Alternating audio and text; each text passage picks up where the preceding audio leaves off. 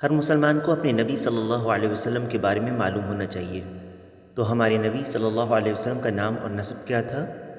محمد ابن عبداللہ ابن عبد المطلب ابن ہاشم ابن عبد مناف، اور یہ قریش میں سے تھے، اور قریش عرب میں سے ہیں، اور عرب اسماعیل علیہ السلام ابن ابراہیم علیہ السلام کی ذریت میں سے ہیں۔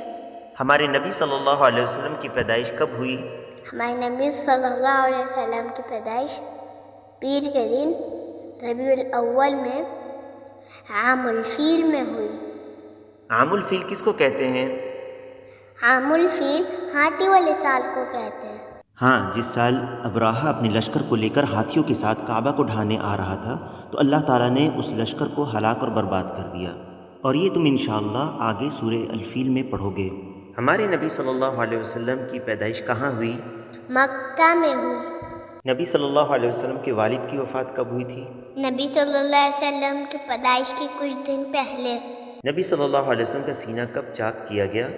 جب نبی صلی اللہ علیہ وسلم 4 سال کے تھے۔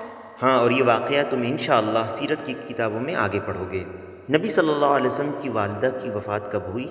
جب وہ 6 سال کے تھے۔ جب ان کی والدہ کی بھی وفات ہو گئی تو کس نے ان کی کفالت کی؟ ان کے دادا عبد المطلب نے، پھر ان کے چچا ابو طالب نے۔ اللہ تعالیٰ نے نبی صلی اللہ علیہ وسلم کو کب نبوت دی؟ جب محمد صلی اللہ علیہ وسلم کی عمر 40 سال کی تھی۔ اللہ تعالیٰ نے ہمارے نبی صلی اللہ علیہ وسلم کو کس لیے بھیجا؟